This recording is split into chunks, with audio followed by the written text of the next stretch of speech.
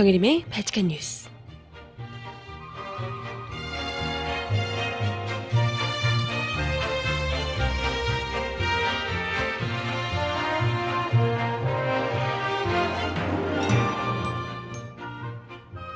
여러분 안녕하세요. 월요일 아침 발칙한 뉴스 정혜림입니다. 일본군 위안부 피해자 할머니 중 또 한 분이 주말간 별세하셨습니다. 이로써 남은 생존자는 모두 55명. 무려 22년째 계속되어 오고 있는 수요 집회도 언제까지 더 이어갈 수 있을지 깜깜한 상황인데요. 넘어야 할 산들이 아직 너무 많은데 야속한 세월은 더디기만 한 발걸음을 기다려주질 않네요. 이런 우리의 할머니들의 품에서 나고 자란 우리가 이 할머니들의 아픔을 언제까지 모른 척하고 있을 수 있을까요? 첫 곡 듣고 오늘 이야기 함께 해봅니다. 첫 곡, 지금 이산가족 상봉 이야기를 할 때마다도 좀 드리는 이야기도 하고 또 위안부 피해자 할머니 소식을 전하면서도 그렇긴 한데요. 이 세월이 참 사람을 기다려주지 않잖아요. 시간이. 계속해서 이 어르신들께서 세월 앞에 장사 없으니까요. 어떻게든 이 문제를 해결해 보고자 발로 뛰고 온몸으로 젊은 사람들보다 더 열심히 뛰고 계신 어르신들께서 이렇게 한 분 한 분 돌아가셨다는 소식, 이런 것들을 들 때마다 너무 마음이 아파요. 참, 돌아오는 명절에는 그래도 좀 편안하게 이런 일들 다 이제 해결될 것들을 해결하고 그렇게 편안하게 이제 가족들과 보내시고 남은 여생을 좀 보내실 수 있었으면 얼마나 좋을까 이런 생각을 하는데, 이 어르신들께서 꽃다운 10대 소녀 때 중학생 나이 이럴 때잖아요. 고등학생도 아니고 중학생 나이 14살, 15살 요런 나이 때 끌려가서 끔찍한 일을 당하고 한국으로 겨우겨우 살아 돌아오셨는데, 그마저도 그로부터 60년, 60년 이렇게 지난 거잖아요. 그죠? 60여 년, 70여 년 이렇게 지난 상황에도 불구하고 아직까지도 제대로 된 사과 한마디, 일본으로부터 제대로 된 사과 한마디 받지 못하고 있다. 그것도 우리 정부에서조차도 외면하고 있는 이런 상황에서 하고 있는 정도가 아니죠. 정부에서 아예 위안부 피해자 할머니들의 가슴에 대못을 박는 그런 교과서를 만들려고 밀어붙이고 있는 상황에서 이 할머니들의 한 분 한 분 정말 제대로 눈도 감지 못하고 억울한 마음을 가슴에 여전히 담고 그렇게 이제 돌아가시고 있는 소식을 들으니까 참 너무나도 답답하고 또 마음이 아프고 그렇습니다. 지난 26일 새벽이에요. 26일 새벽이면 일요일 새벽, 네, 어제죠.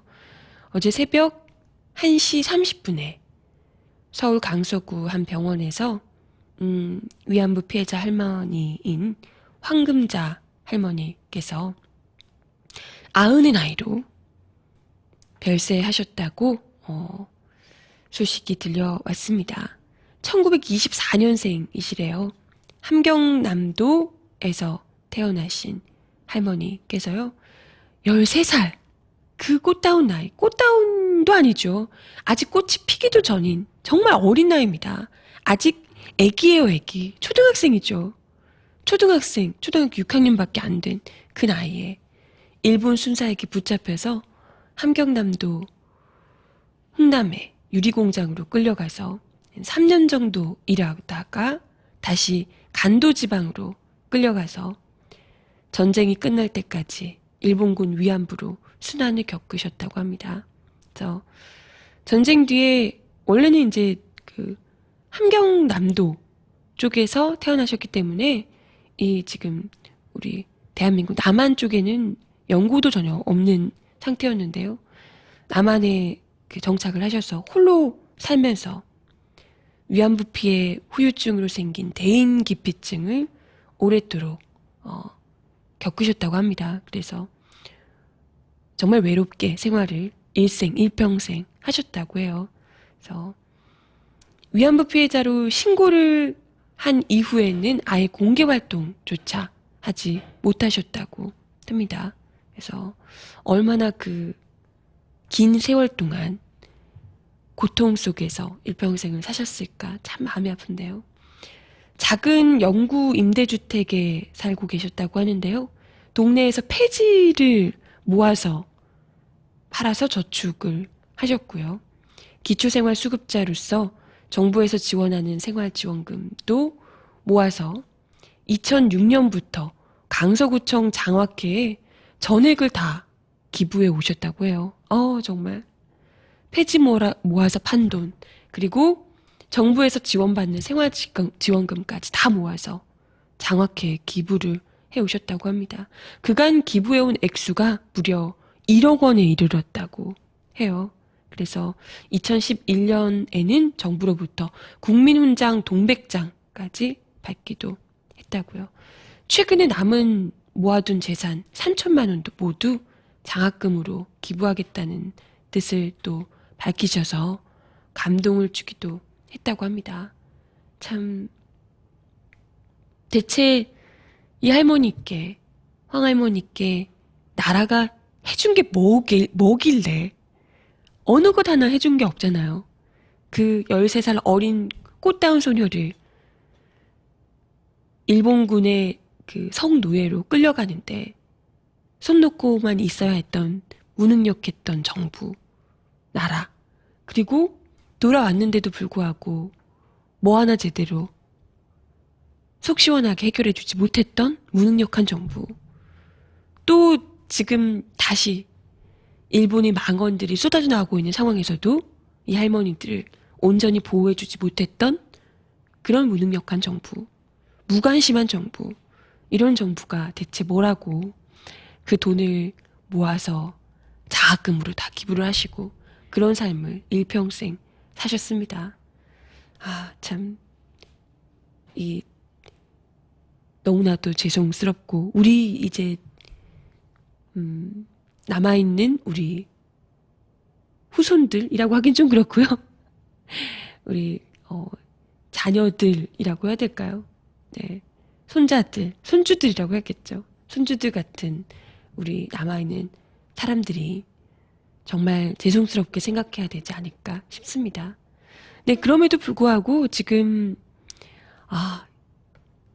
55분밖에 되지 않았어요. 생존자가 55분밖에 남지 않았습니다.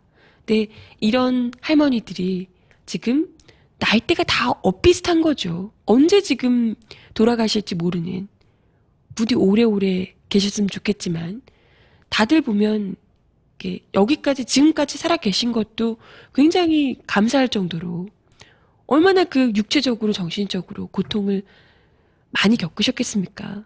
네, 이런 분들이 지금 언제든 90 넘고 다 그러신 나이기 때문에 언제 지금 돌아가실지 모르는 안타까운 상황입니다. 그럼에도 불구하고 오히려 22년째 지금 수요 집회를 이어가 오고 있음에도 불구하고 일본의 망언은 날이 갈수록 수위를 더해가고 있고요. 그에 대한 우리 정부의 대응도, 그에 대해서 특히나 일본군 위안부 이 피해자 문제, 이런 문제에 대해서 오히려 정부가 손을 놓고 있는 상황입니다. 오히려 우리 정부에서 만든 이 교학사 교과서에도 위안부 피해자에 대한 그 피해를 최소한으로 축소시켜서 놓고, 오히려 마치 무슨 자발적으로 이제 동의해서 간 것 같이 굉장히 왜곡된 저술을 하고 있어서 위안부 어르신들께서, 피해자 어르신들께서 굉장히 이제 분노했던 바 있죠. 네, 이런 것을 어떻게든지 통과시키려고 하는 세력들이나, 그리고 지금 또 오늘 기사 나온 것도 보니까요, 일본 공영방송인 NHK 신임 회장이에요. 신임 회장이 일본군 위안부 피해자와 관련해서 전쟁을 했던 어떤 나라에도 위안부는 있었다라면서 옹호하는 발언을 했다고 합니다. 우리나라에도 지금 KBS 사장, MBC 사장, 정부 스타일로 쭉 가는 것 뻔히 알고 있는데요. 일본도 마찬가지죠. 공영방송이다 보니까 이 정부 점점점 극우로 치닫고 있는 정부와 똑같은 발언을 하고 있는 게 아닐까 싶습니다. 그래서 이 위안부는 독일, 프랑스 등 어느 나라에도 존재했다. 한국이 일본만 강제 연행했다고 주장해서 이야기가 복잡해진 것이다. 이런 식으로 이야기를 했습니다. 그러면서 더 심한 건요. 네덜란드에는 왜 아직도 반문화가 있겠느냐. 이렇게 이야기를 했다고 합니다. 이건 강제 연행돼서 학대를 당했던 위안부를 매춘부와 동일시하는 태도를 보인 거죠. 이건 한국 정부에서 이런 문제에 대해서 더 심각하게 더 정말 이건 따끔하게 지적을 하지 않아서 이런 발언들이 계속해서 쏟아져 나오는 거라고 생각을 하고요. 물론 일본의 이런 극우적 발언도 마찬가지지만 뭐 한국에서 이미 다 해결된 문제 아니냐 이런 얘기를 했다는데 일전에 그 이명박 전 대통령 때 가서 무슨 직원족이 발언하고 지금은 곤란하다 조금만 기다려달라 이런 발언들 하고 하면서 또 그 박정희 대통령 시절에도 물밑 협상들 하면서 과거 문제들 다 덮어주는 것처럼 이렇게 협상을 하고 했던 문제들이 있는 거잖아요. 다. 사실상 피해를 입은 당사자들이 조금의 어떤 제대로 된 사과, 피해 보상 받지 못했는데 그냥 말도 안 되는 정치적 합의, 이면 합의 이런 것으로 우리가 일본의 이런 난장판 발언들을 막장 발언들을 알게 모르게 아주 그냥 용인해주고 있는 것이 아닌가 다시금 생각해 볼 필요가 있을 것 같습니다. 우리 뭐 아시는 분들은 다들 아시겠지만 더 이상은 지금 뭐 언젠가는 뭐 해결되겠지. 좋은 시절이 오면 해결되겠지. 이렇게 넘길 때가 아니에요. 이제 55분 남았다.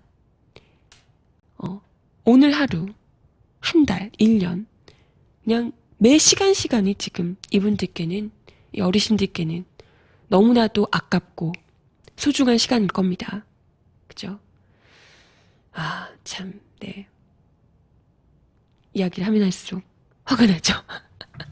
한국 정부에서 누구보다도 일본의 이런 발언에 정말 거품 물고 분노하면서 질타를 해야 될 텐데 이놈의 뼛속까지 친일 정부는 오히려 외교 걱정을 하면서 그냥 받들어주기 급급하니 오죽하겠습니까?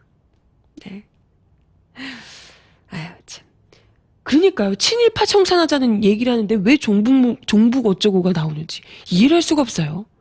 친일파들이 그렇게 따지면 친일파의 반대말은 종북인가요? 일본 애들 다 빼고 나면 종북이면 우리 국민들 다 종북이란 말이야 뭐야? 네.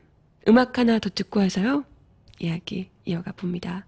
아무튼 고인의 명복을 빌고요. 황금자 할머니 네. 지금 빈소가요. 서울 목동 이대병원 장례식장 12호실에 마련이 돼 있다고 하고요. 연결식이 28일 내일이네요. 강서구민장으로 치러질 예정이라고 합니다. 장지가 천주교 삼각지 성당 하늘묘원이라고 합니다.